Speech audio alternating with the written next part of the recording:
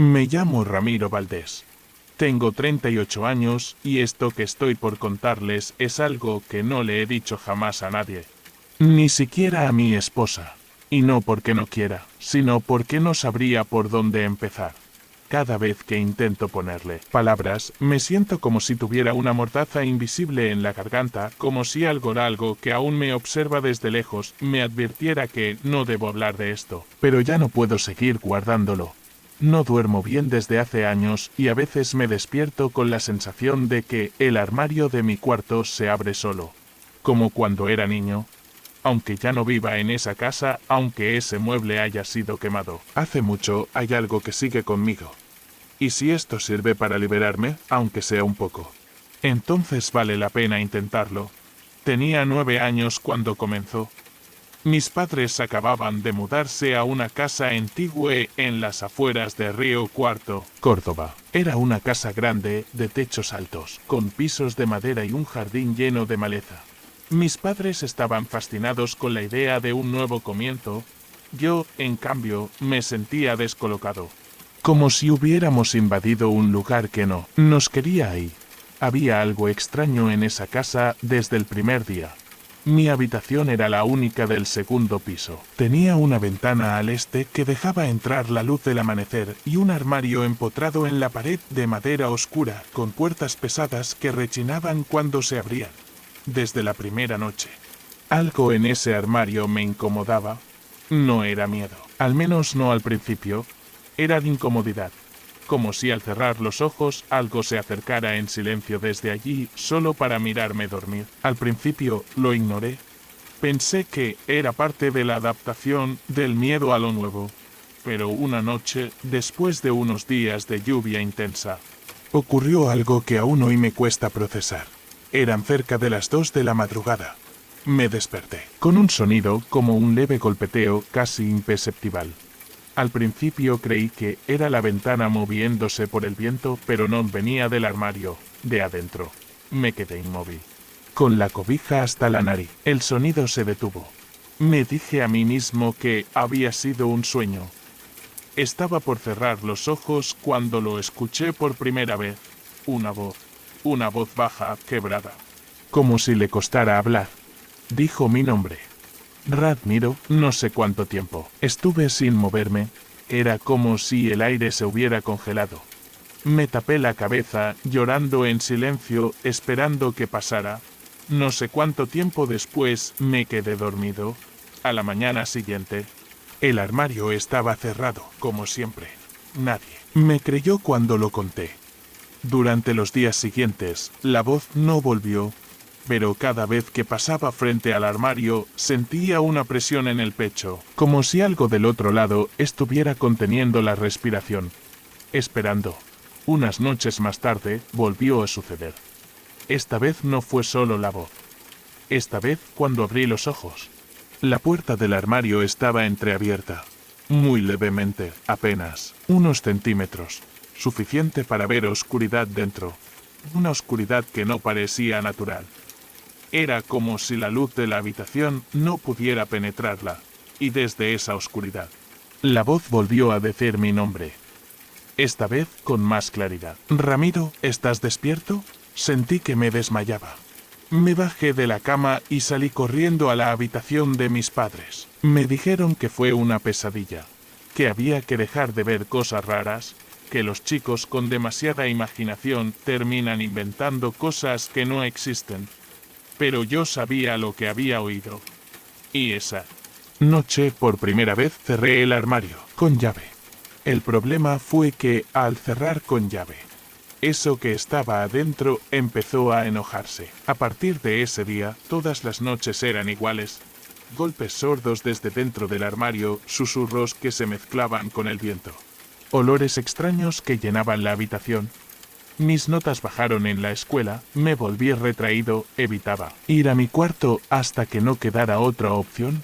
Una madrugada, desperté con un chillido metálico. Me incorporé en la cama y vi que la llave del armario, la que yo mismo había girado antes de dormir, estaba girando sola, despacio, lentamente, como si alguien, desde adentro, estuviera usando la cerradura. Cuando el pestillo hizo clic, me paralicé. La puerta se abrió de golpe, y no vi nada. Pero lo sentí. Una presencia fría, pegajosa. Como un aliento que me rozó el rostro. Me quedé paralizado mientras la sombra no sabría cómo describirla, solo sé que no era una forma humana. Salía del armario y se quedaba en la esquina del cuarto, solo mirándome. Después de eso, comencé a dormir con la luz encendida. Le rogué a mi madre que me dejara cambiar de cuarto, pero no me escuchaban. Cada vez que intentaba hablar del tema, se enojaban. Era como si algo, además de esa cosa, estuviera afectando a mis padres. La situación empeoró cuando encontré, debajo de la cama, un papel doblado en 4. No era mío. Nadie de la casa lo había visto antes. En él, con una letra infantil pero temblorosa. Decía, si lo escuchas hablarte, no respondas. Si abre la puerta, no lo mires. Y si sale del armario, no lo sigas. Al leer eso, supe que no era el primero. Esa noche, la voz no me llamó por mi nombre, solo dijo algo que me heló la sangre. El anterior no obedeció, y luego un murmullo, como una risa seca. Cuando intenté contarle a mis padres, se enojaron, tanto que me prohibieron hablar más del tema. Fue entonces cuando empecé a entender que algo no estaba bien con ellos tampoco. Que la cosa del armario no era lo único que se había metido en esa casa.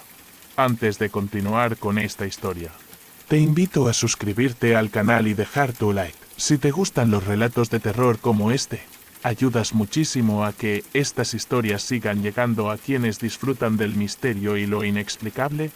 No sé si alguna vez escuchaste a tus padres discutir en un tono que no les pertenece. Me refiero a algo más profundo que una pelea común. Algo en sus voces, en sus gestos, que te hace pensar, ¿eso no son ellos?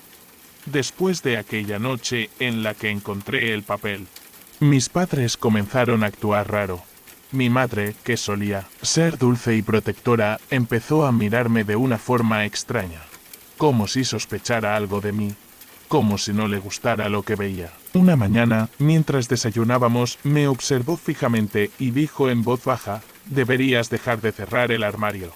Ramiro se pone triste. Sentí que el estómago se me apretaba. Ni siquiera me atreví a preguntar quién era él. Solo asentí sin levantar la mirada, y me fui a la escuela con las piernas temblando. Esa noche, no cerré el armario con llave. Fue la peor decisión de mi vida. Me desperté a eso de las 3:15 am. No por un sonido, ni por una pesadilla, sino por una sensación. Como si alguien me estuviera mirando desde muy, muy cerca. Abrí los ojos y no vi nada. El armario seguía abierto como lo había dejado. Pero el cuarto estaba frío. Tan frío que podía ver mi propio aliento. Entonces oí pasos. Pasos descalzos sobre la madera del piso. Lentos, húmedos, arrastrados. Y luego lo vi. Era una figura, delgada, casi sin forma definida, como si estuviera hecha de sombra líquida. Tenía brazos largos, muy largos, que rozaban el suelo. Y su cabeza era una especie de masa flotante que se ladeaba como si no tuviera huesos. No tenía ojos, pero sabía que me estaba mirando. Me quedé paralizado mientras eso se acercaba a la cama. El aire a su alrededor parecía más denso, como si trajera consigo una especie de niebla negra. No hacía ruido al moverse, solo ese tac-tac sordo de sus pies deslizándose por el piso. Cuando estuvo a 1 metro de mí, se detuvo. Levantó una de sus extremidades y la apoyó sobre mi pecho. Sentí un frío antinatural, como si me estuviera hundiendo en hielo. La figura se inclinó hacia mí y habló. Pero no con voz. Fue como si la escuchara dentro de mi cabeza. ¿Por qué me olvidaste? Y entonces me mostró cosas. No sé cómo describirlo. Imágenes. Recuerdos que no eran míos. Un campo seco. Una cabaña. Una niña llorando frente a un armario viejo. Una puerta que se cerraba con un estruendo. Alguien suplicando. Luego, silencio. Luego, oscuridad. Me desperté al día siguiente gritando. Mi madre me tenía entre los brazos. con una mirada tan ausente que no parecía ella. Me dijo, a veces, los niños tienen que pagar por las promesas rotas de otros. No entendía a qué se refería. Pero supe que no estaba hablando como mi madre, y eso fue lo peor. Desde ese día, la presencia nunca se fue. A veces la veía en el reflejo del espejo, parada detrás de mí. Otras veces, me hablaba mientras soñaba. Me decía cosas que nadie debería oír. Me mostraba imágenes que no puedo repetir sin sentir arcadas. Una noche, ya casi al borde del colapso, bajé al sótano. Algo dentro de mí me decía que allí encontraría respuestas. Con una linterna en mano, empujé la puerta de madera que chirriaba como si nunca hubiera sido abierta. Bajé los escalones cubiertos de polvo y humedad hasta que llegué al fondo, y allí, entre escombros y cajas viejas, encontré otro armario, idéntico al de mi cuarto. No tenía sentido. El mío estaba empotrado en la pared.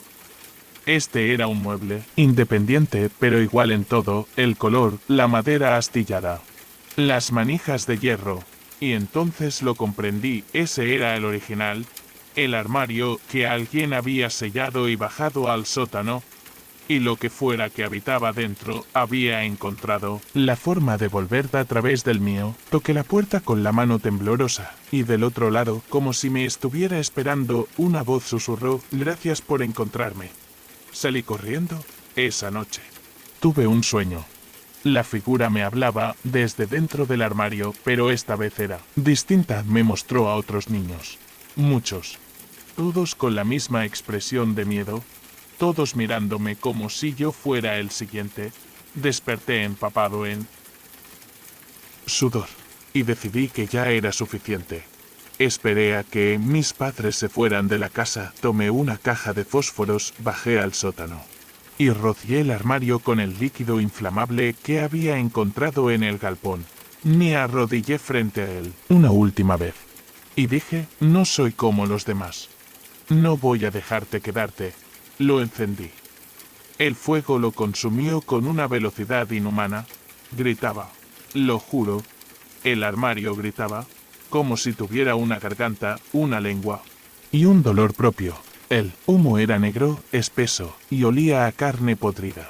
Sentí que algo salía de ahí, algo que me atravesó como una ráfaga y luego desapareció. Después de eso, todo cambió. Mis padres volvieron a ser ellos mismos. Dejamos la casa poco después. Sin hablar del tema, nadie volvió a mencionarlo. Nadie volvió a decir la palabra armario en voz alta. Hoy tengo hijos, y no les compré armario. Les puse estantes abiertos, todo a la vista. Y cuando me preguntan por qué no pueden tener uno, solo les sonrío y les digo, los armarios son peligrosos. A veces guardan cosas que no son tuyas. Pero hay noches en las que escucho un crujido en alguna parte de la casa. Como una madera que cede, una bisagra que se abre. Y entonces me pregunto, ¿realmente lo destruí? ¿O solo lo liberé?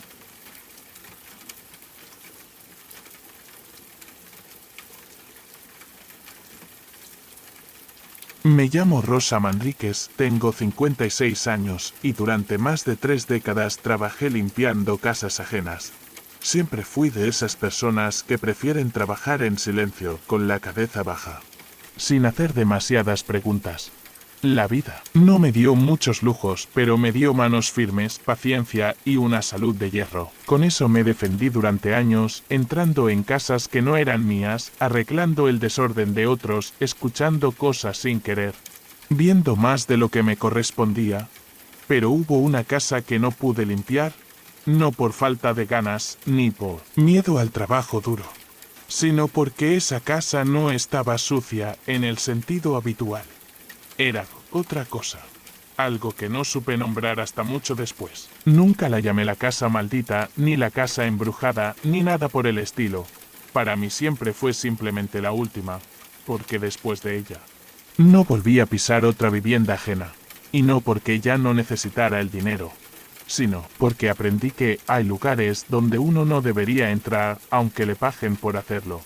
Todo comenzó en agosto de 2016. Fue una clienta nueva, recomendada por una conocida del barrio. Se llamaba Lucía Orfila, una mujer de unos 40 y pico, muy flaca, muy blanca, siempre vestida de gris. Me llamó por teléfono un martes a la tarde. Su voz era suave, pero algo en ella me dio escalofríos, como si hablara desde muy lejos. O desde detrás de una pared. Me dijeron que usted es muy discreta, me dijo sin saludar.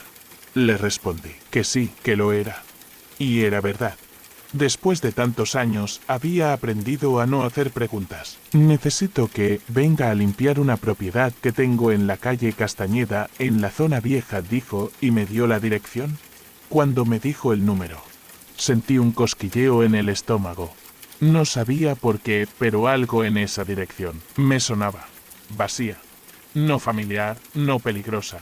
Vacía, como un nombre que te olvidas apenas lo escuchas. Le pregunté si vivía allí. No respondió. La casa está deshabitada. Pero necesito que la deje lista. Voy a venderla. Acordamos que pasaría por la tarde siguiente. Me ofreció un pago más alto del habitual. Y no puso condiciones. Limpie lo que pueda. Dijo, solo necesito que se vea habitable. Fui, sola, como siempre. Tomé el colectivo hasta la última parada y caminé las 4 cuadras que separaban el barrio del cementerio viejo. La calle Castañeda era angosta, con árboles grandes y casas antiguas, la mayoría cerradas o venidas abajo. Un lugar detenido en el tiempo. La casa estaba en la esquina. Tenía un portón de hierro oxidado, una fachada de piedra gris cubierta de hiedra seca, y una puerta de madera maciza con un picaporte en forma de mano. De esas casas que parecen estar aguantando la respiración. Toqué timbre por costumbre. Nadie respondió.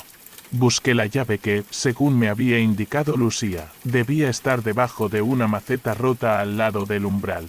La encontré. La puerta se abrió con un sonido que aún tengo grabado en la cabeza, un crujido largo. Como si los goznes se quejaran del esfuerzo. Entré. El primer olor que sentí fue humedad. No la típica humedad de una casa vieja, sino un olor más denso, agrio, como ropa mojada encerrada por años.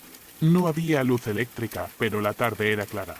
Así que algo se filtraba por las ventanas cubiertas de polvo. La casa tenía 2 plantas. Me concentré primero en la planta baja, un comedor amplio, con cortinas pesadas, una sala de estar con muebles cubiertos de sábanas grises, y una cocina al fondo que parecía no haber sido usada en décadas. Todo estaba cubierto de una capa uniforme de polvo. Pero no había telas de araña, ni ratas, ni ningún signo de vida. Eso fue lo primero que me pareció raro. Las casas abandonadas siempre tienen algo. Bichos, cucarachas, nidos de palomas, pero esta estaba simplemente quieta, como si alguien hubiera detenido el tiempo allí adentro. Saqué mi balde, los productos de limpieza y empecé a trabajar. Pasé varias horas sacando polvo, lavando el piso, abriendo ventanas para que entrara aire. No pensaba quedarme hasta tarde. Ya había aprendido que uno no debe andar de noche en casas ajenas. Pero justo cuando estaba por terminar, escuché un sonido, un golpecito, arriba. No era fuerte, no fue un estruendo, solo un toc-toc, como si alguien golpeara una mesa con los nudillos. Me quedé congelada. Pensé en salir, cerrarlo todo y marcharme, pero algo curiosidad, estupidez. No sé, me empujó a subir.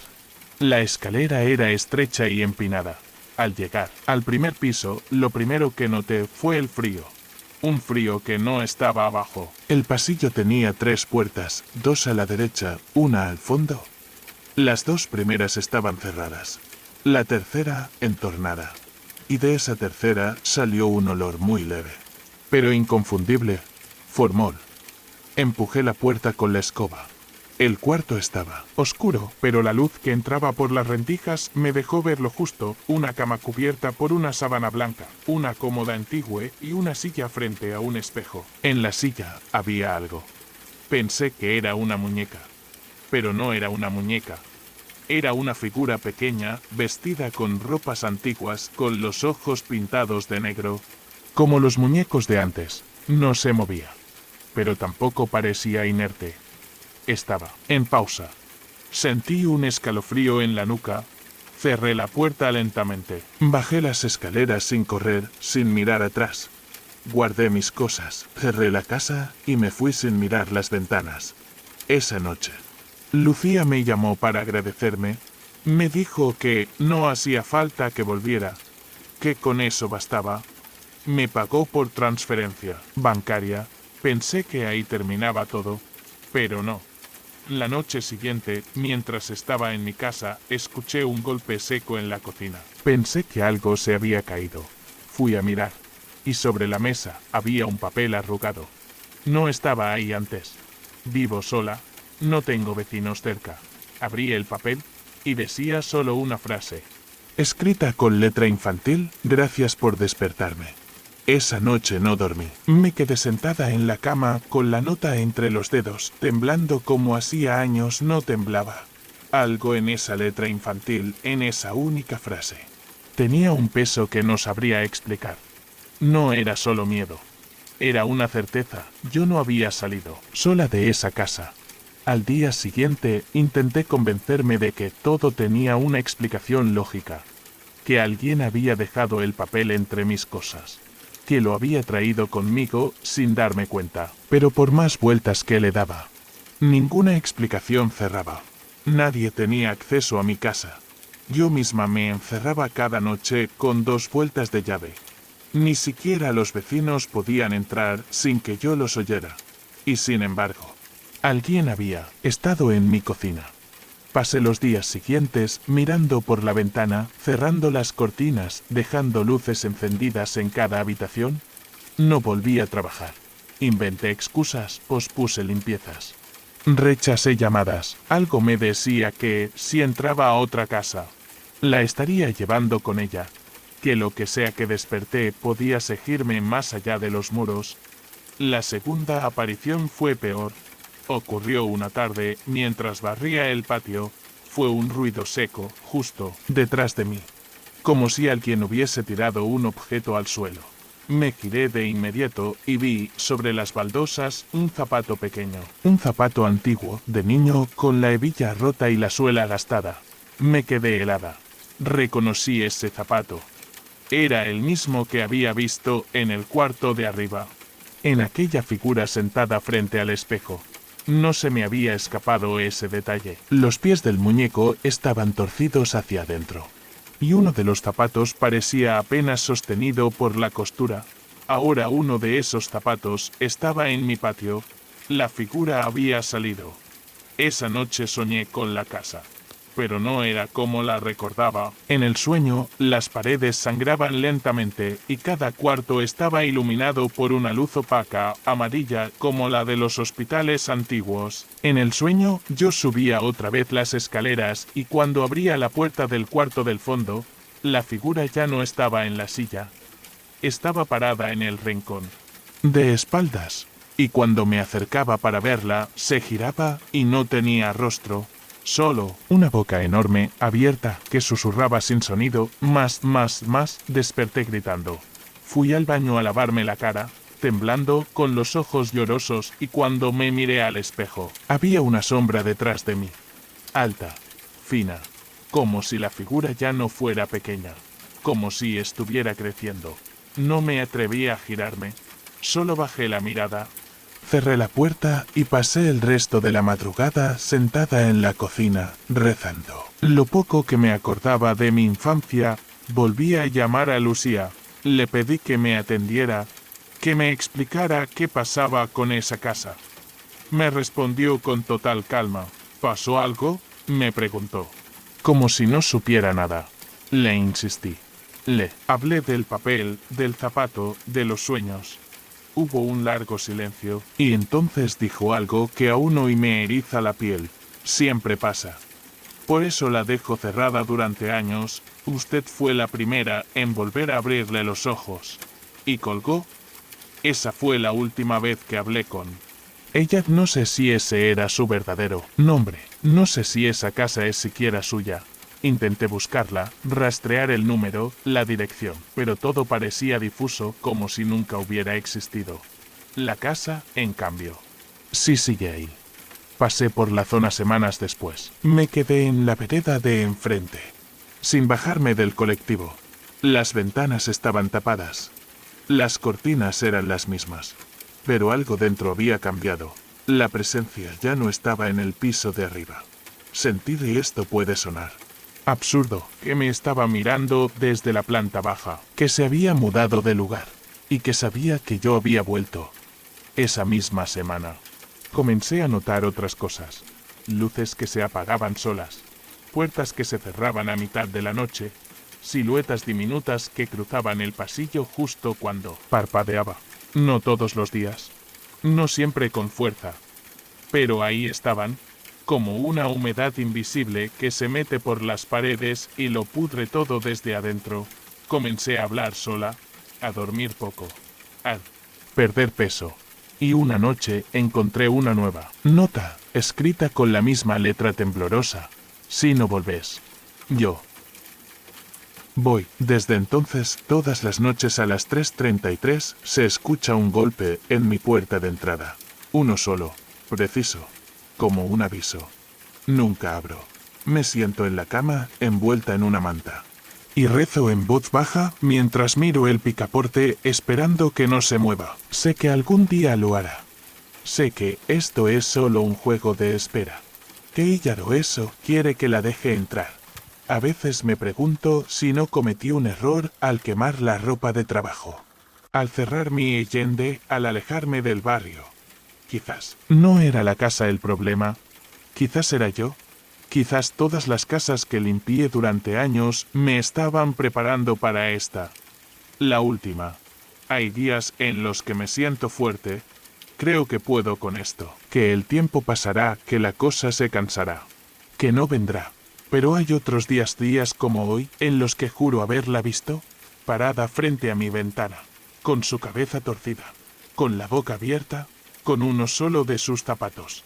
Y sé que me está esperando.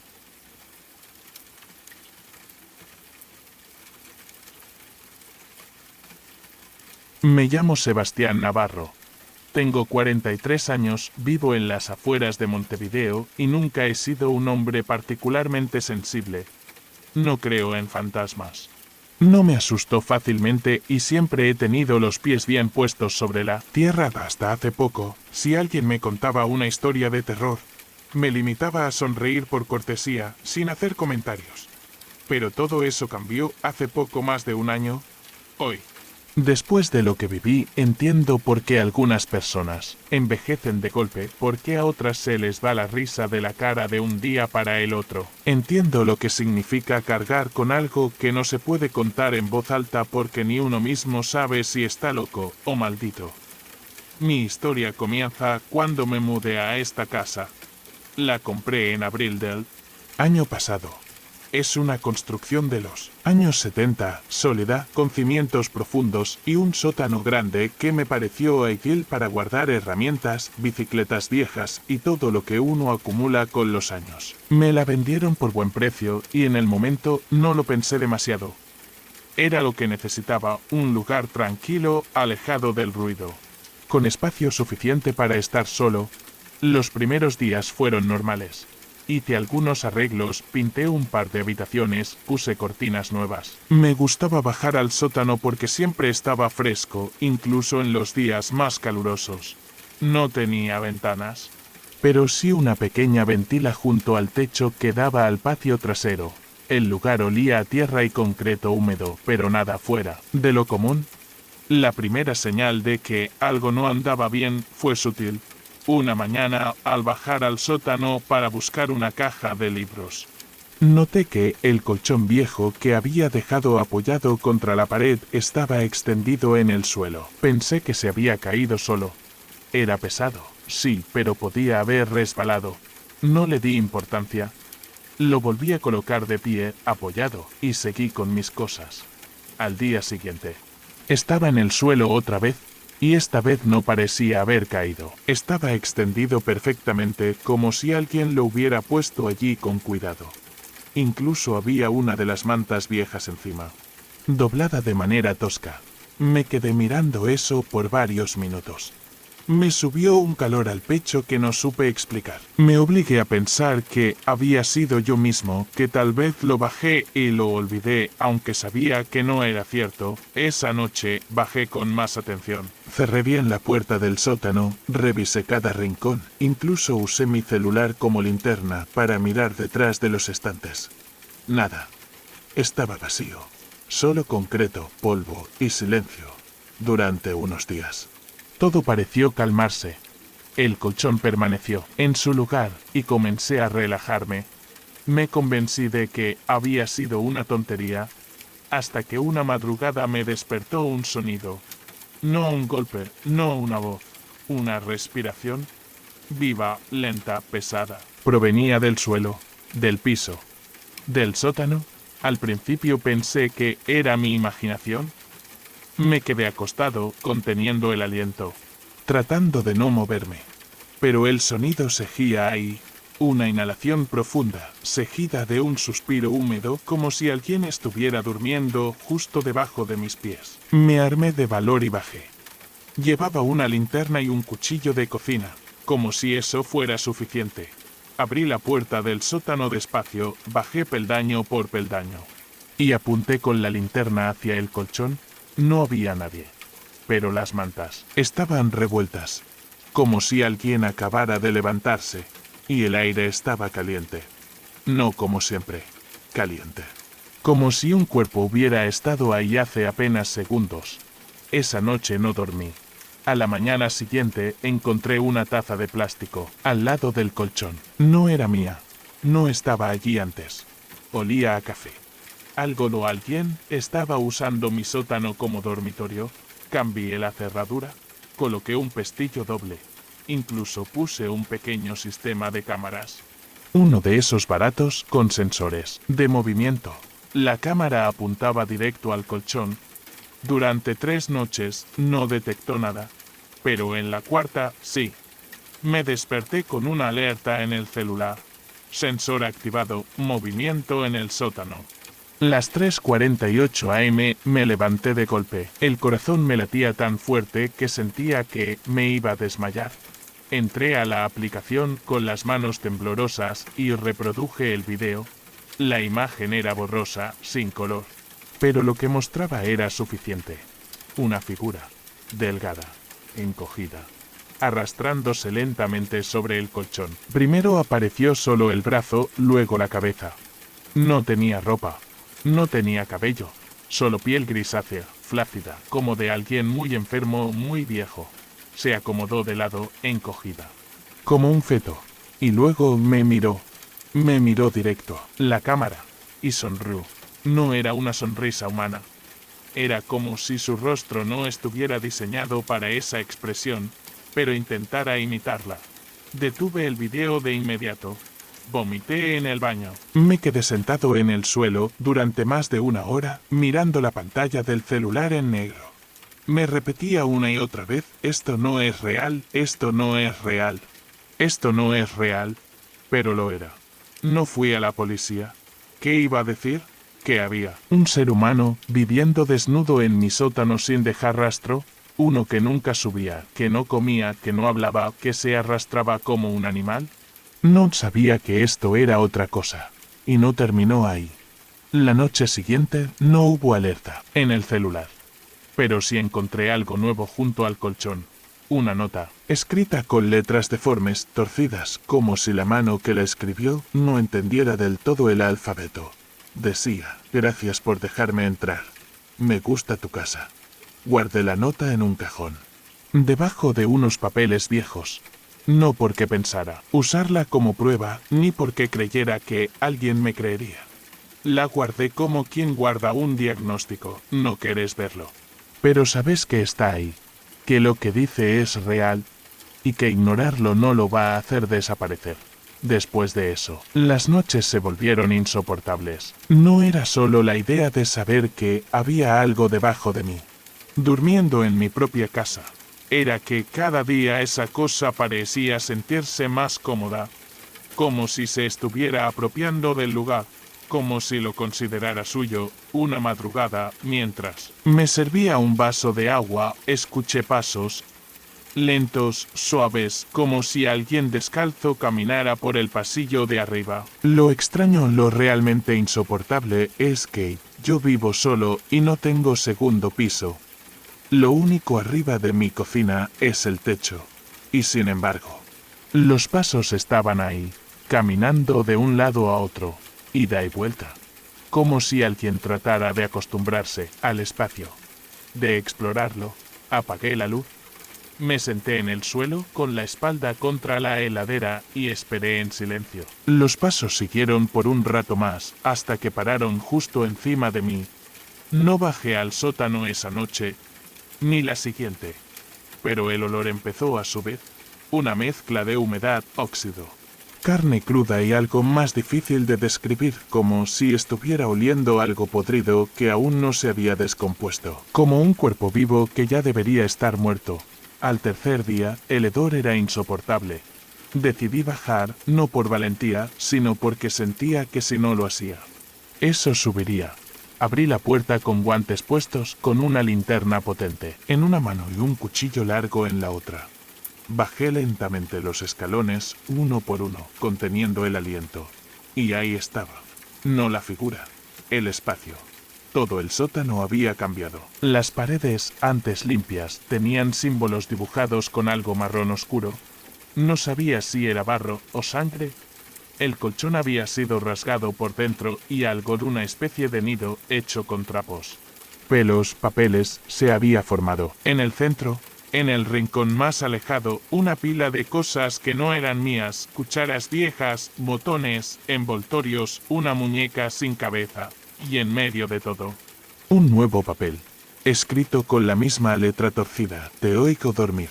Esa fue la primera vez que lloré. No de miedo, sino de agotamiento. No podía más. Vivía atrapado en mi propia casa, prisionero de algo que no entendía, que no se dejaba ver del todo, pero que estaba ahí cada noche, esperando, observando. Pensé en irme, vender, huir. Pero entonces pasó algo que cambió todo. Recibí una llamada. Era mi hermana, con la que casi no hablo. Me llamó alterada, preguntándome si estaba bien. Soñé que había alguien en tu casa, me dijo. Que estaba acostado en el sótano, mirándote dormir a través del piso. Me quedé helado. Nunca le conté nada. Nadie sabía lo del sótano. Y sin embargo, ella lo describió con una precisión que me cortó el aliento.